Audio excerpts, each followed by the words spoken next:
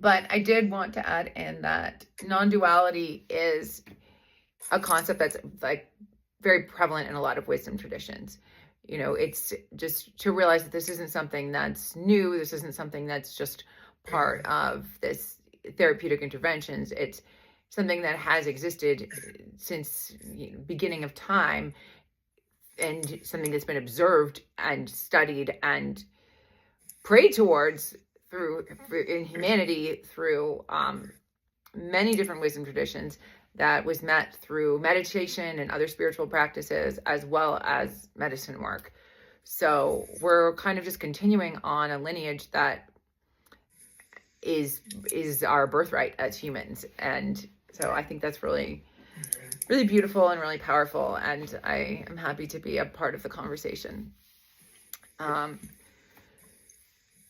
So last time we kind of went over a lot around like what is duality, a bit about ego flexibility, and today we're going to go a little bit more into what is non-duality and what does it look like. And non-duality is in many ways a state of enlightenment, and during non-ordinary states of consciousness we can glimpse it. And what that's going to feel like is different for many different people. It's often an expansiveness, interconnectedness, loss of boundaries, and frequently described as a loss of the subject-object relationship, where there's a merging. You're no longer witnessing, you kind of just are. And so it is in many ways, it's a release of the ego functions. The ego is the part of the mind that categorizes. The ego is the default mode network. I mean, that's a simplification, but it is that part that creates stories, that part that wants to know, that part that believes it knows. And when we have these moments where we touch this expansive space of unicity, it's like we're opening up an entirely different world. And I often describe it as that non-duality is kind of the gateway to the multiverse, to the higher dimensions. I think of non-duality as love frequency, as that space of surrender.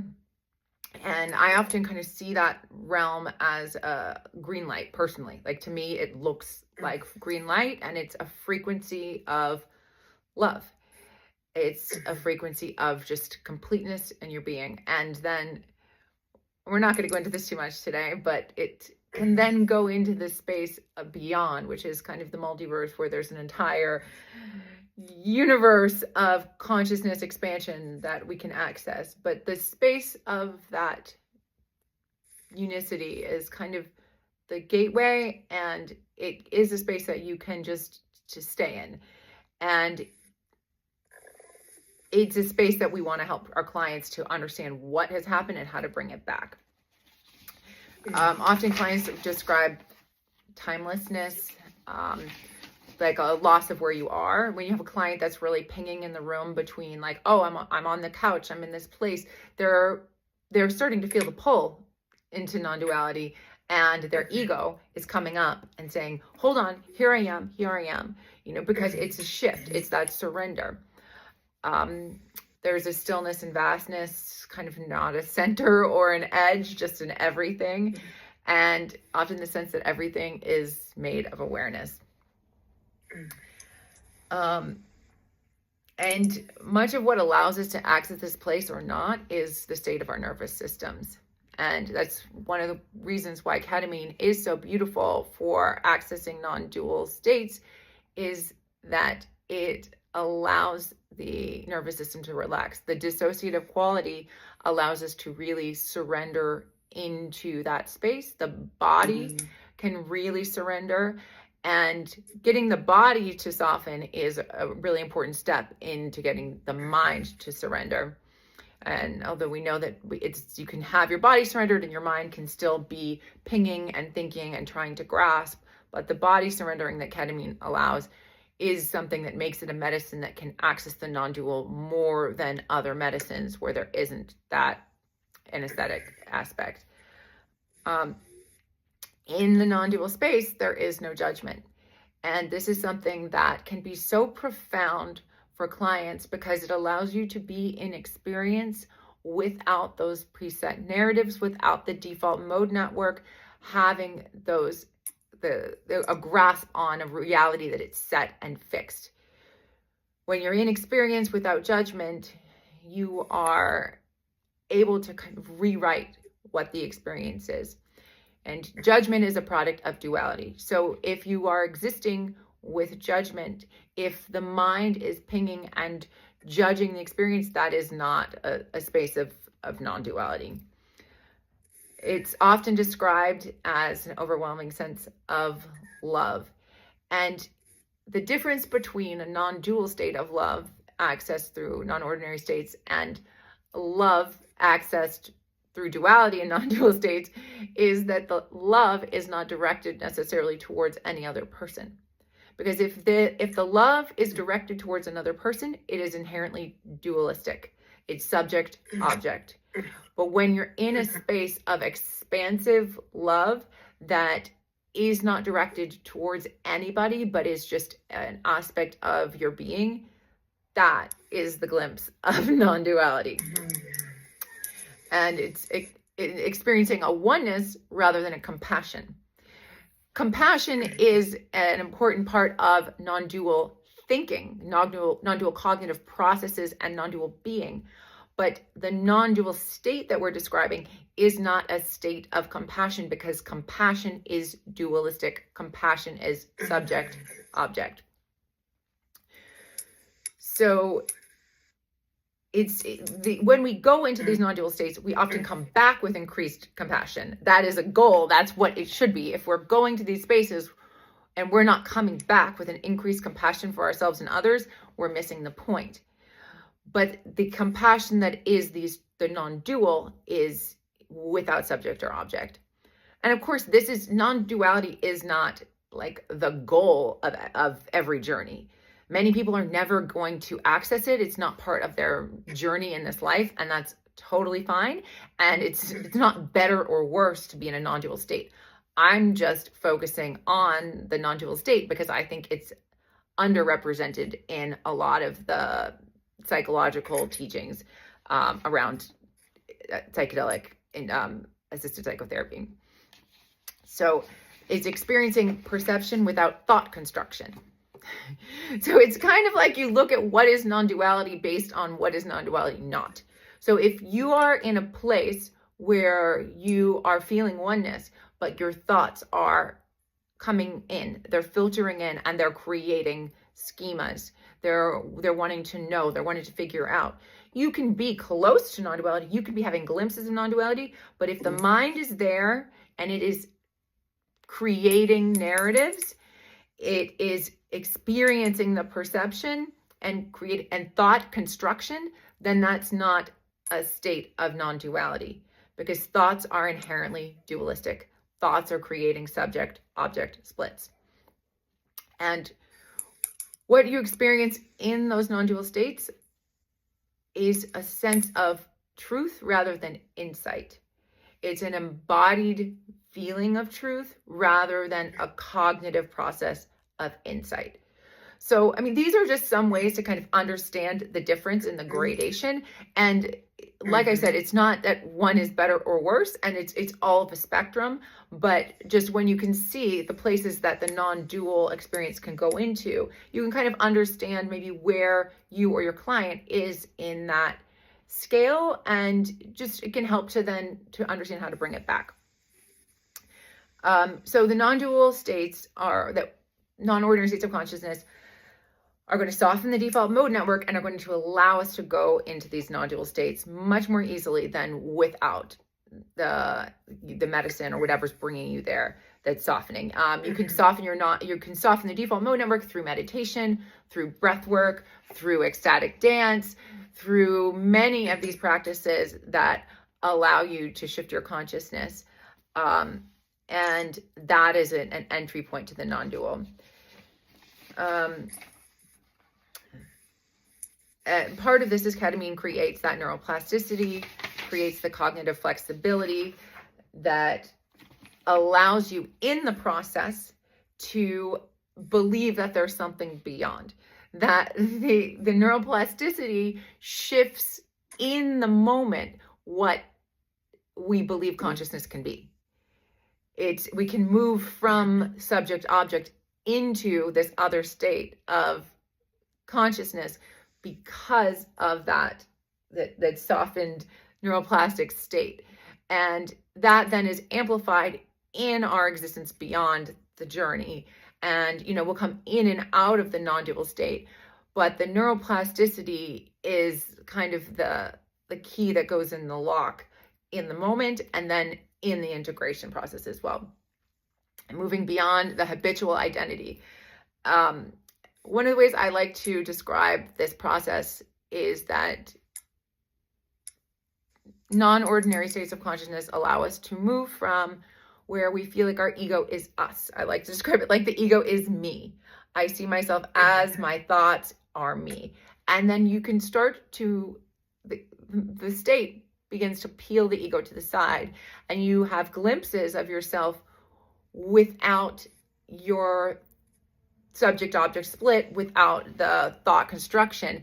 And it gives you this kind of question of like, well, if I'm experiencing myself without my witness, without the subject-object perception, then what is this self that I am? And, that is the existential question that we as ketamine providers really want to be on the lookout for in supporting our clients around, because this right here is ego flexibility. This is the ego moving from it's me to the ego moving to being a tool. And when we can experience that shift of the ego not just being me, but a part of me, that allows us to begin to transcend the ego. That's the space where then we can observe the ego in the non-dual state, but also in our full duality. We can begin to see the ego functioning, the processes of the mind as flexible, and moving into that place where we aren't hardened in what we believe that we know, what we believe that we are, but into a space where we can start to shift and create new narratives, create new habitual patterns, and break out of the hardened ego. The Sanskrit text explained non-duality as the seer, the seeing, and the seen are all one. And I really like that because it's just reiterating the idea of what does it mean to have a subject-object split dissolve?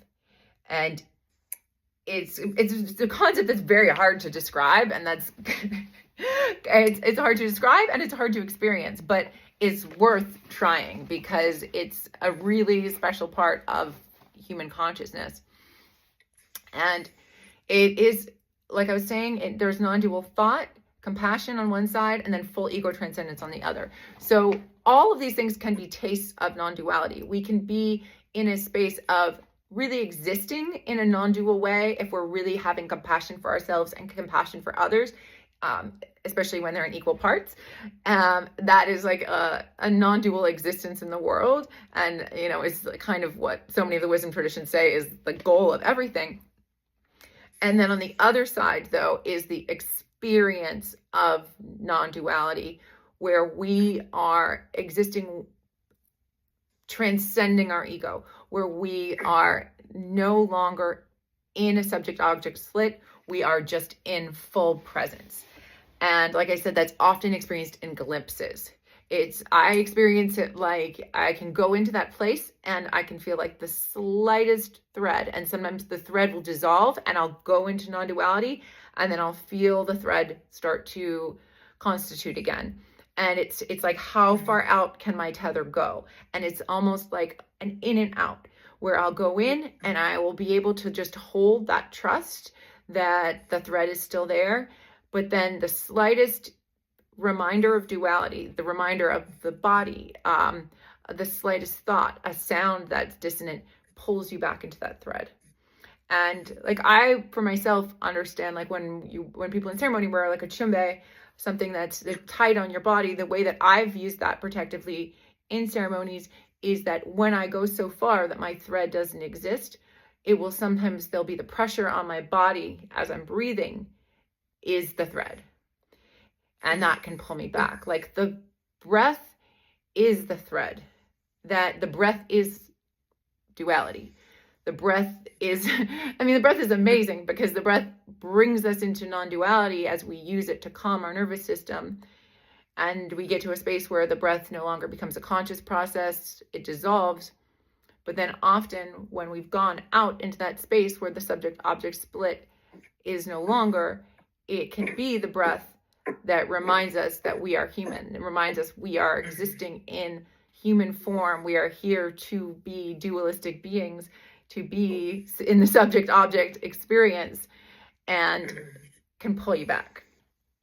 So, it's very cool. The non-duality can be described as the world being experienced without the imposition of logic. I love this one too, because can you say that again? Yeah, sure. Without the non-duality can be described as experiencing the world without the imposition of logic. And it's tricky because when we're talking about non-duality and I'm using all of this logic, and I can discuss non-duality, but you can't think your way into non-duality. You can't use logic to get there. The paradox is that as much as you can try to squeeze yourself into this surrendered space, it's not going to work, because the surrender is the letting go of logic, letting go of narratives, letting that default mode network go completely offline so that those habitual processes and those schemas are no longer affecting your experience of the world. It can feel like resting as the clear blue sky rather than the clouds.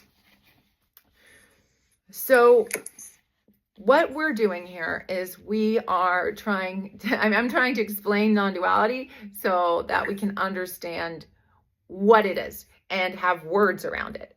Because I think a lot of people have experienced it and maybe not known what it was. Lisa, can you mute your thing because I'm getting a little feedback? Oh, thank you. Okay, so we're moving from the state of the experience of non-duality into having it become a trait. And these peak states that we access, they're going to show us what is possible, but then it takes the work of integration to actually make it into something that becomes a part of us. And that's the real big disconnect, in that we have these experiences. Many people do a lot of medicine work, and you have the experience of feeling like, I'm enlightened now, I'm awakened now, I've touched God, everything's changed.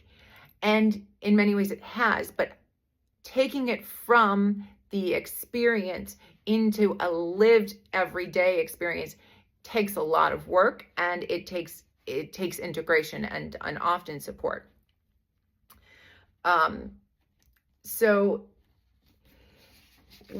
I think a lot of therapy training around this is focused on bringing content back. And so much of especially with, ketamine-assisted psychotherapy, I think is around the content, the traumas, the reprocessing of the traumas, and what that looks like in the ketamine state, and utilizing the experience of the default mode network being turned off as a way to be an experience without judgment. And that is so incredible and so key. But the piece that I think is often overlooked is how to integrate the non-dual glimpses. And it's so important to me because the non-dual experiences are, really in some ways the most healing. Because what we're trying to do with any of this work that we're doing with clients around understanding traumas, working with the nervous system, we're trying to allow people to exist with more peace. We're trying to let them feel safe in their bodies, let thoughts not be driving so much, and we're trying to bring people to presence. If we could all be in full presence at all times, we would be enlightened. But we're not. And these glimpses we have into non-dual states are allowing us to bring that back and kind of expand it out. We have the glimpse of the non-dual state. How do we bring back that energy and have more moments of that in our everyday life? And the way I see that is in cultivating a presence, cultivating a non-dual presence. And one of the biggest things I think is missed is realizing that it's important, and that's why I'm trying to explain all of this, is because we need to have language around it. We need to have a recognition of what it is. So then when our clients are having this experience, we can reflect back to them that this is of value. What I see with a lot of my clients, it's been just way too common, is people coming back and saying, well, yeah, that was really great. Not much happened. I don't know if anything, really, I did anything, but I never felt such intense love. And, that's the piece right there. And my clients can't be the only ones that are having this experience. But if you don't realize that feeling that intense love and feeling that intense peace is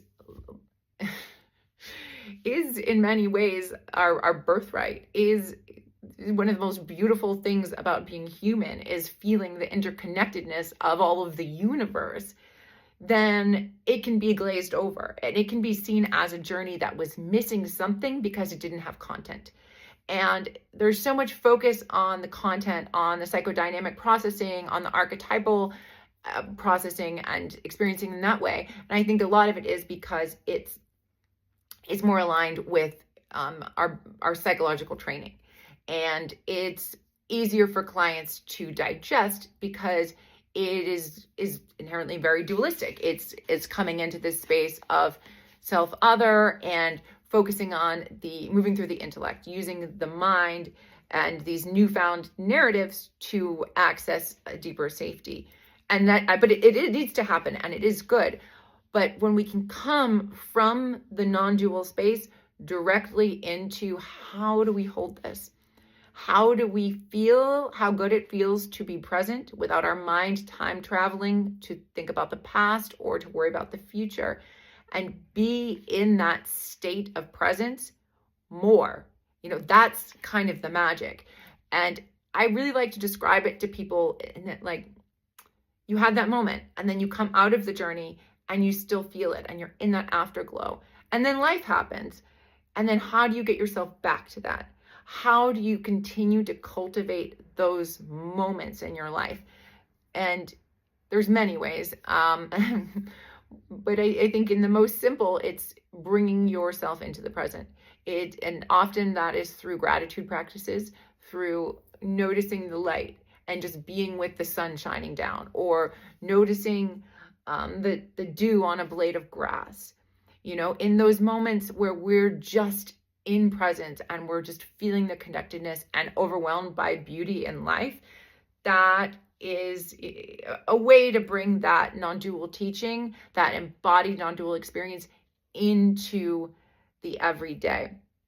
And of course, those things I'm describing, those are dualistic, because we can't actually be in a non-dual state when we are in an ordinary state of consciousness. But we can bridge between the worlds by remembering how good it feels to be connected to everything and expanding that out in our daily life. So often people want to gloss over those things, gloss over the beauty, and not stay in the presence, not stay in the pleasure. There's almost, it's kind of frowned upon in some ways. We want to keep doing and doing, and coming back to that state of the value of being, the value of being fully present, and just reinforcing that in our clients, that is something to allow. And we're not going to just give up on our human doingness. We are still going to continue to, we can't just drift off into non-duality at all times, because we're here to do, we're here to create, we are here to be in experience with others. We're here to experience the topography of our being through our relationality with others, including with the blade of grass with the dew on it. but we can bring a cognitive understanding of the value of non-duality into those moments that lets us expand out our consciousness and sink into those spaces.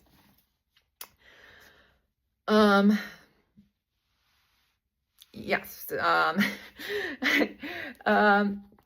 So the ways to integrate this are through relational reinforcement, the ways that we are relating to ourselves and others, and giving ourselves permission, giving our clients permission to have those experiences.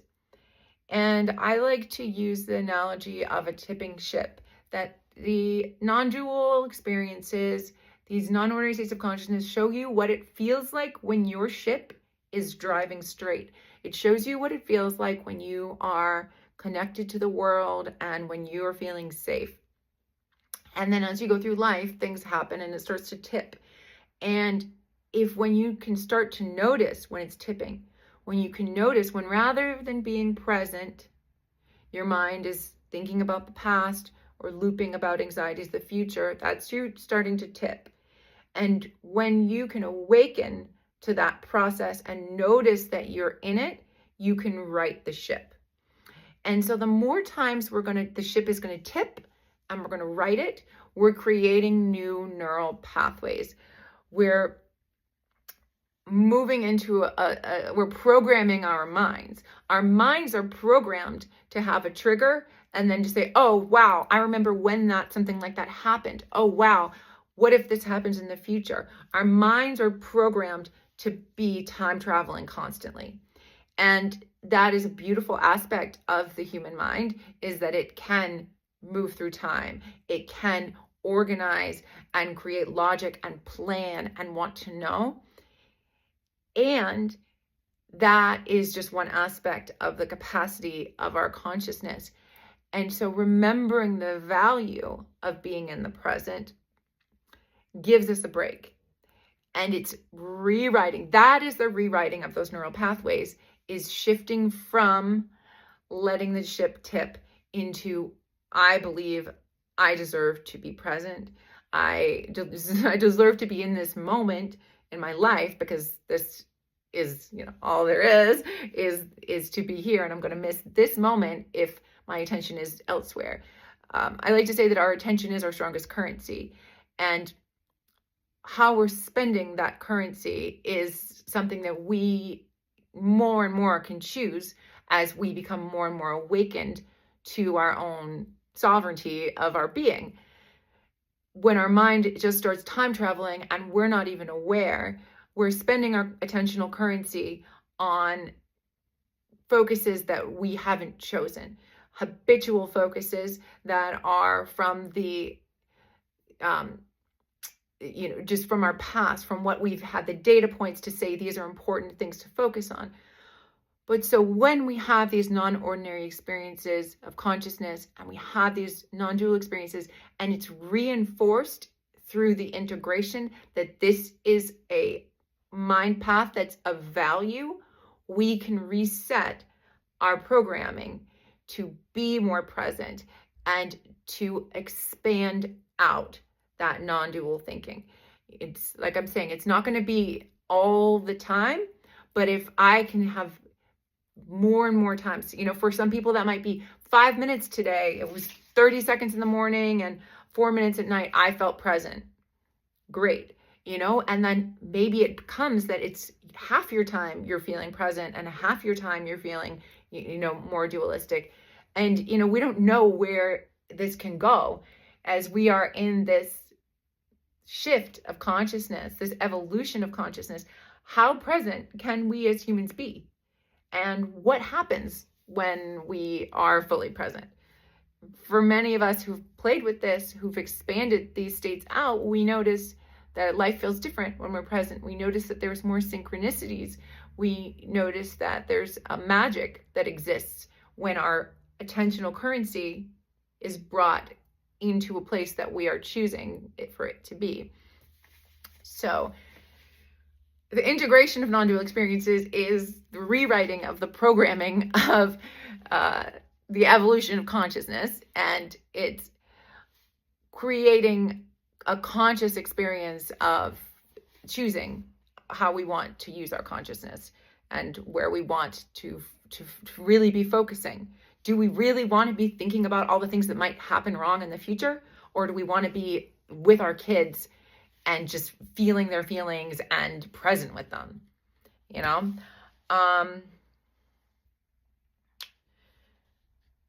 Some of the benefits of this are that, like I was saying, that the ego flexibility that comes out of this. And that's going to often look like the inner critic's going to soften, grief and joy can coexist, relational conflict can feel like less.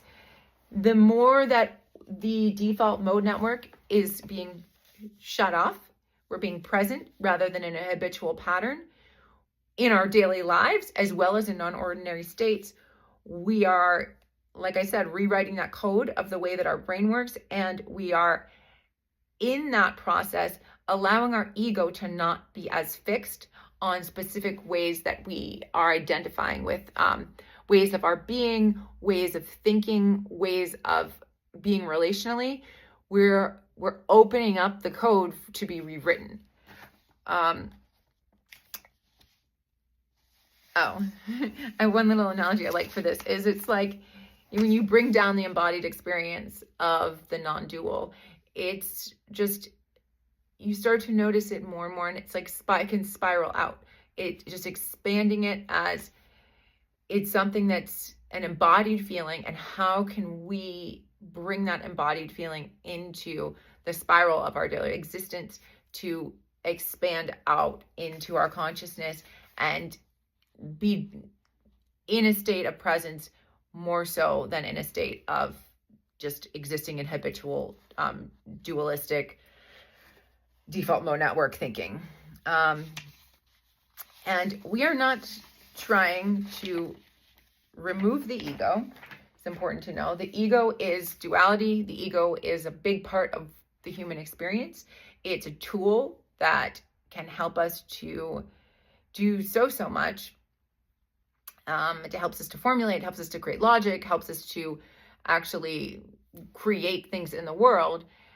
But we just don't want that tool to be driving the show. We want to be able to be the driver of the ego as much as is possible by the continual reawakening to the reality of the habitual patterns of the ego and the reality of our own capacity to rewrite those narratives.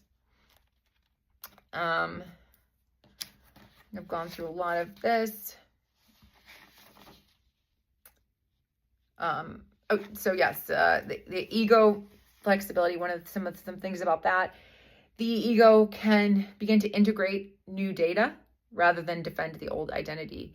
And that is huge. When we're talking about mental health issues, so much of what we call anxiety, depression, borderline personality disorder is habitual patterns of thinking and feeling, and habitual patterns of identifying as the symptoms.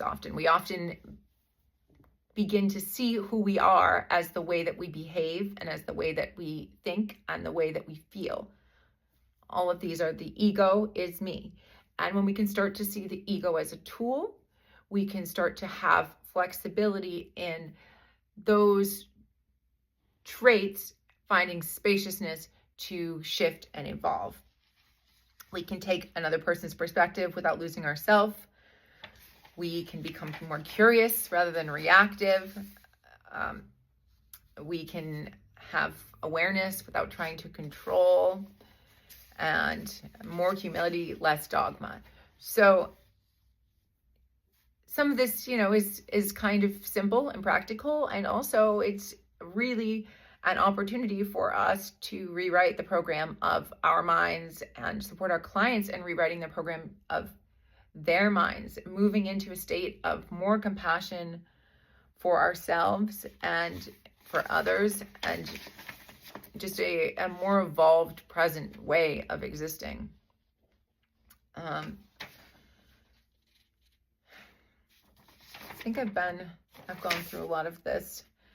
I think we're in a pretty good place to end. Well, actually, just a little bit about, there's so many ways to do this, and I think in some ways it's beyond the scope of this talk, but in the most basic way, we are just continually microdosing non-duality.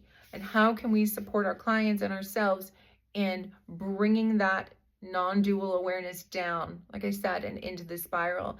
And it's maybe using the same type of music, maybe using any type of music that makes us feel good, using meditation to find those glimpses of non-duality in our daily life.